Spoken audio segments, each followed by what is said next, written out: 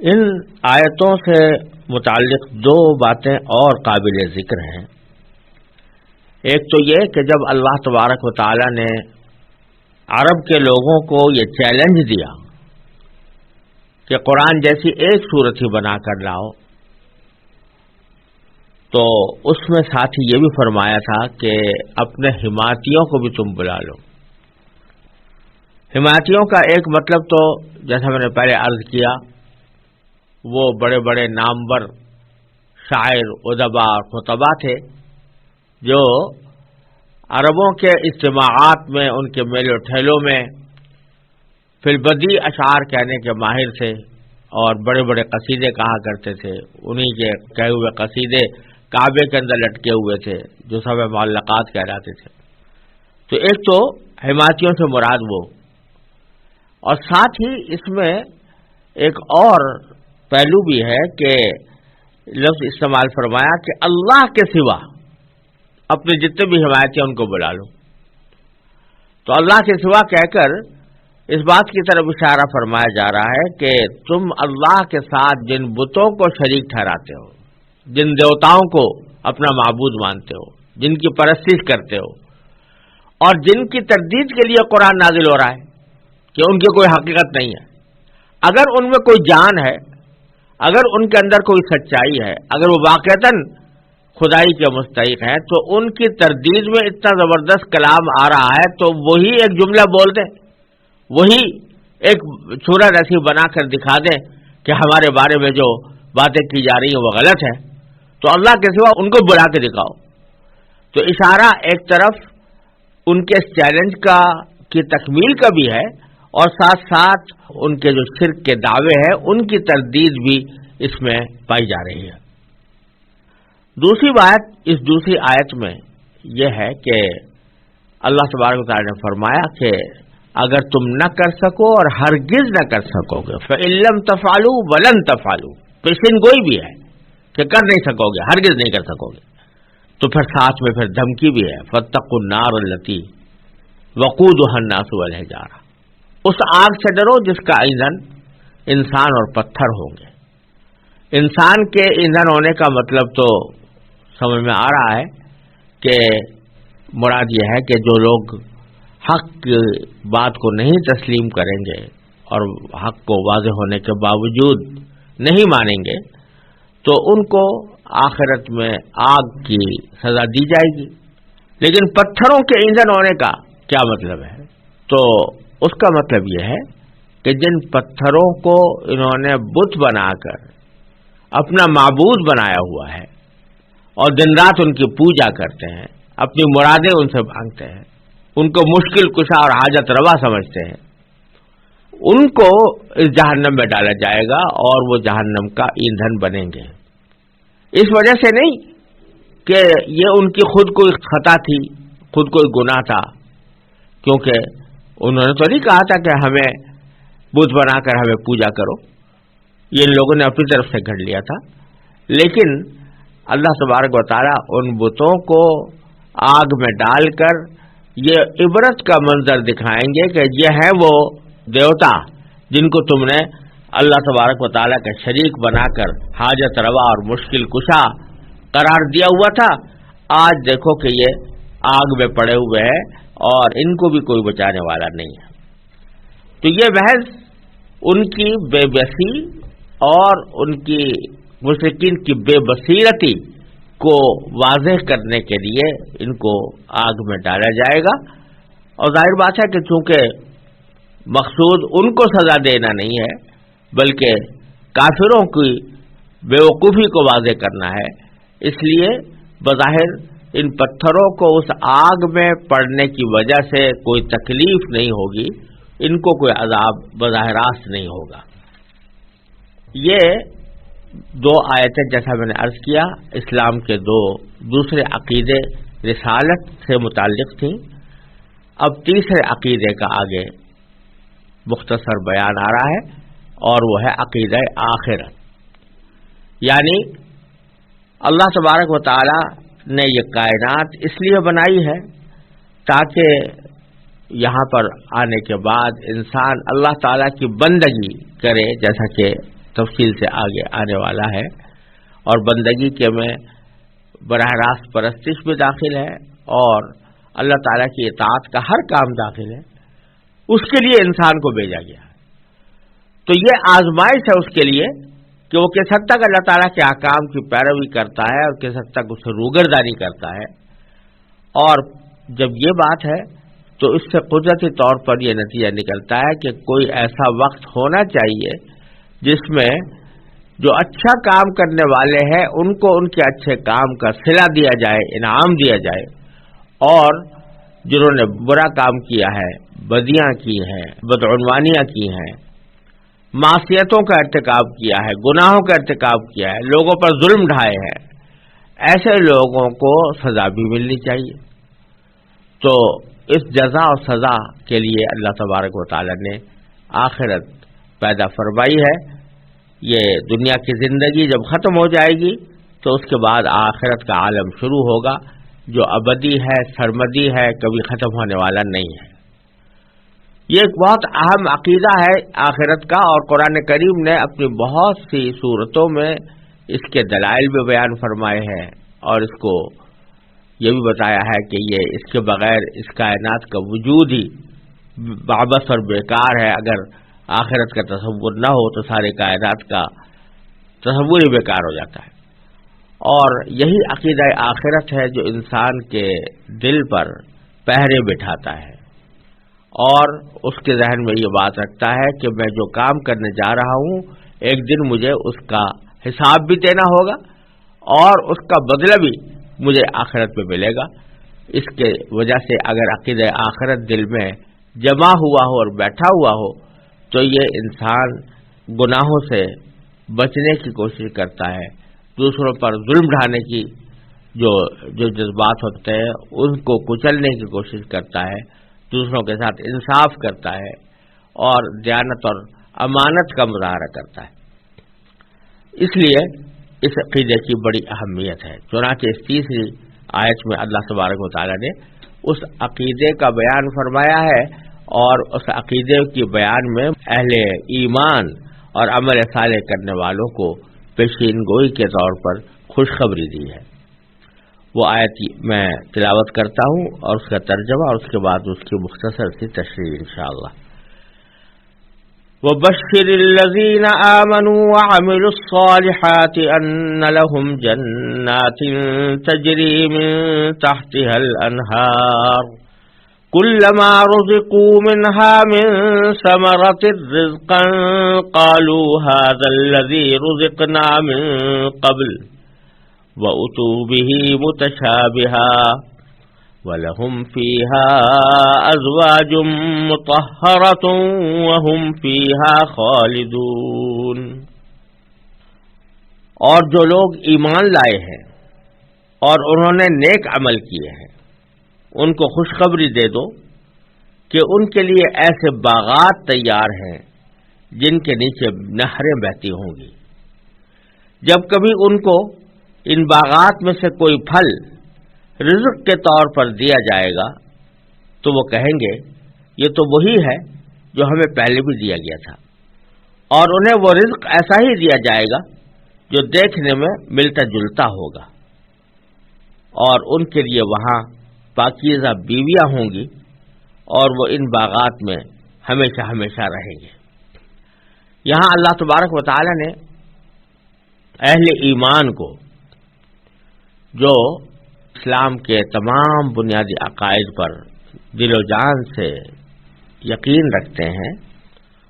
اور جو عمل صالح کرتے ہیں، نیک عمل کرتے ہیں، ان کے بارے میں نبی کریم سرور عالم صلی اللہ علیہ وسلم کو یہ ہدایت دی ہے کہ آپ ان کو خوشخبری سنائیں، اس بات کی خوشخبری کہ ان کے لیے آخرت کے عالم میں ایسی جنتیں یا ایسے باغات تیار ہیں جن کے نیچے نہریں بہتی ہوں گی۔ باغات کے لیے قرآن کریم نے آخرت کے باغات کے لیے خاص طور پر بیشتر جگہوں پر جنہ کا لفظ استعمال کیا ہے۔ جنہ اور اسی کی جمع جنات ہے جو یہاں پر استعمال کی گئی۔ جنات کے معنی بہت سے باغ، تو یہ چونکہ آخرت میں اللہ تبارک و تعالی نے اہل ایمان کے لیے جو رہائش کی جگہیں رکھی ہیں وہ مجسم باغات ہیں، اس لیے اللہ تبارک و تعالی وہاں کے عالم کو بکثرت، اس عالم کو جو اہل ایمان کو حاصل ہوگا، بکثرت جنت کے لفظ سے تعبیر کرتے ہیں، اور ہماری اردو میں بھی وہ جنت کا تصور اور جنت کا لفظ موجود ہے، لیکن لفظی معنی اس کے باغات کے ہیں۔ تو ایسے باغات جن کے نیچے نہریں بہتی ہوں گی،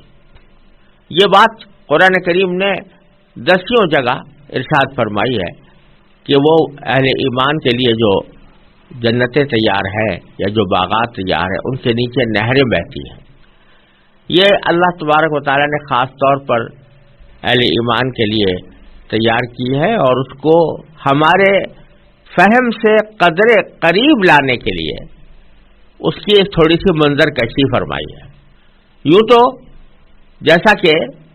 خود قرآن کریم نے فرمایا ہے، فَلَا تَعْلَمُ نَفْسٌ مَّا أُخْفِيَ لَهُم مِّن قُرَّةِ أَعْيُنٍ، یعنی کوئی بھی انسان حقیقت نہیں جانتا ان نعمتوں کی، ان آنکھوں کی ٹھنڈک والی نعمتوں کی جو اللہ تعالیٰ نے وہاں جنت میں اہل ایمان کے لیے چھپا کر رکھی ہے۔ اور خود نبی کریم سرور دو عالم صلی اللہ علیہ وسلم نے ایک حدیث قدسی میں یہ ارشاد فرمایا کہ اللہ تعالیٰ فرماتے ہیں کہ اعددت لعبادی الصالحین ما لا عین رات ولا اذن سمعت ولا خطر علی قلب بشر، کہ میں نے اپنے نیک بندوں کے لیے ایسی نعمتیں تیار کر رکھی ہیں جو آج تک کسی آنکھ نے دیکھی نہیں اور کسی کان نے اس کا حال نہیں سنا اور کسی بشر کے دل پر اس کا تصور بھی نہیں گزرا۔ ایسی نعمتیں، تو جب ایسی نعمتیں ہیں جس کا دل میں تصور بھی نہیں گزرا، ان کو ہم الفاظ سے کیسے تعبیر کر سکتے ہیں یا ان کو الفاظ سے کیسے سمجھایا جا سکتا ہے؟ تو اللہ تبارک و تعالی قرآن کریم میں اس کی کوئی جھلک دکھانے کے لیے، ہمارے فہم سے قریب کرنے کے لیے کچھ منظر کشی بعض اوقات فرما دیتے ہیں، اور اسی قسم کی منظر کشی یہاں پر فرمائی گئی ہے کہ یہ باغ ہے جن کے نیچے نہریں بہ رہی ہیں۔ آپ ذرا تصور کیجئے کہ دنیا میں جو مناظر اچھے سمجھے جاتے ہیں، خوشنما سمجھے جاتے ہیں، جن کو دیکھنے کے لیے لوگ جاتے ہیں اور جن کی سیاحت کے اوپر روپیہ پیسہ بھی خرچ کرتے ہیں، وہ عام طور پر اس قسم کے مناظر ہوتے ہیں کہ اگر کوئی اونچائی ہو، پہاڑ ہو، ٹیلا ہو اور اس کے اوپر باغ ہو، اور وہ اونچائی ایسی جگہ ہو کہ وہاں سے نیچے سمندر بہ رہا ہو یا دریا بہ رہا ہو، تو عام طور سے اس منظر کو دنیا کے اندر بہت خوبصورت سمجھا جاتا ہے، بہت خوشنما قرار دیا جاتا ہے، اور اسے دیکھنے کے لیے لوگ بعض اوقات سفر کر کر کے جاتے ہیں۔ تو ہمیں سمجھانے کے لیے اللہ تبارک و تعالی نے ان جنتوں کا ایک یہ وصف بیان فرمایا ہے کہ وہ ہیں جنتیں، اور وہ جنتیں جو ہے وہ ایسی جگہ ہے کہ وہاں ان کے نیچے نہریں بہ رہی ہوں گی، دریا بہ رہے ہوں گے۔ تو تاکہ ہماری سمجھ میں ایک معمولی سا ایک تصور، معمولی سا ایک اندیا آ جائے کہ قرآن کریم جس جنت کی طرف اشارہ فرما رہا ہے اس کی کیا کیفیات ہے، تو اس کی تفصیل میں تو پوری آ نہیں سکتی، لیکن ایک اشارہ اس کی طرف ان الفاظ کے ذریعے قرآن کریم نے کئی جگہ پر کیا ہے۔ پھر آگے ایک وصف یہ بیان فرمایا ہے کہ ان جنت میں اللہ تبارک و تعالیٰ ان کو طرح طرح کے رزق عطا فرمائیں گے، بہت سے پھل ہوں گے، پھلوں کا ذکر قرآن کریم نے کئی جگہ کیا ہے۔ فیہا فاکہۃ ونخل ورمان، سورہ الرحمن میں فرمایا اللہ تبارک و تعالیٰ نے، وفواکہ مما یشتہون، ایسے پھل جن کو ان کا دل چاہے۔ یہ ساری نعمتیں اللہ تبارک و تعالیٰ نے جنت کے اندر اہل ایمان کے لیے رکھی ہیں، لیکن ان کا ایک خاص وصف یہاں پر اللہ تبارک و تعالیٰ نے یہ فرمایا ہے کہ جب ان کے پاس کوئی پھل لے کر آیا جائے گا، کوئی شخص پھل لائے گا، تو وہ اس کو دیکھ کر یہ کہیں گے کہ یہ تو وہی پھل ہے جو ہم پہلے بھی ہمیں دیا گیا تھا۔ پہلے بھی دیا گیا تھا کہ دو مطلب ہیں۔ ایک مطلب تو یہ کہ یہ وہ پھل ہے کہ جو ہمیں دنیا میں بھی عطا ہوا تھا.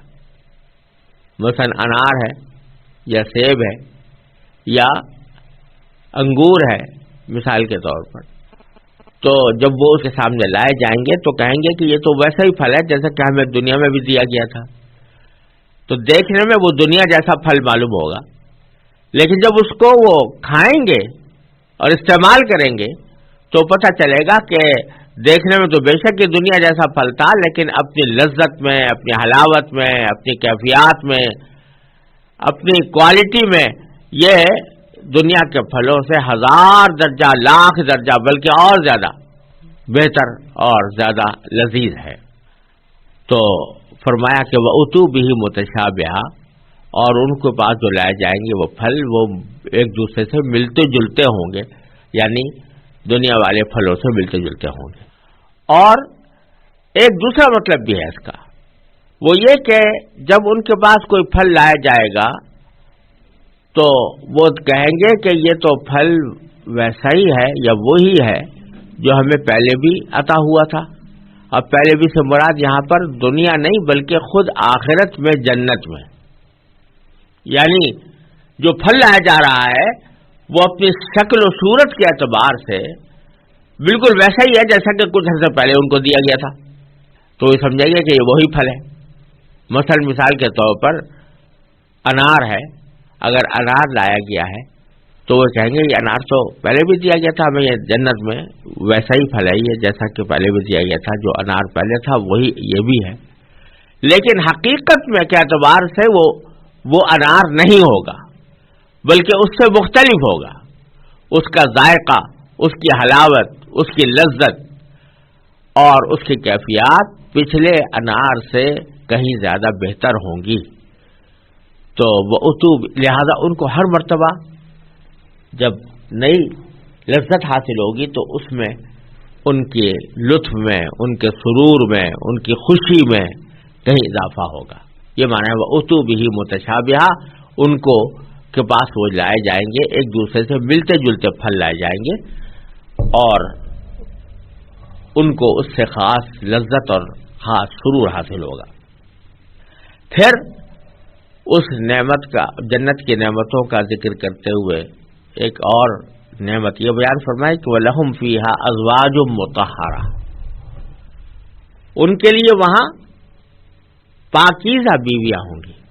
اہل جنت کے لیے پاکیزہ بیویاں ہوں گی. پاکیزہ بیویاں ہونے کے معنی یہ ہے کہ ان کے اندر کسی بھی وقت میں کوئی گندگی یا کوئی نجاست کا احتمال نہیں ہوگا. دنیا میں خواتین کے اوپر ایسے زمانے آتے ہیں کہ جو ناپاکی کے دور کہلاتے ہیں، اس میں نماز پڑھنا بھی ان کے لیے جائز نہیں ہوتا، ان میں روزہ رکھنا بھی جائز نہیں ہوتا، اور جب ان سے فراغت ہوتی ہے تو مکمل غسل کرنا پڑتا ہے. تو اس قسم کے عوارض وہاں کی خواتین کو نہیں ہوں گے، اور وہاں کی جو خواتین ہیں وہ اس قسم کی گندگیوں سے پاک ہوں گی. اور جیسے بعض احادیث میں آتا ہے کہ جو مرد ہوں یا عورت، ان کے جسم سے جو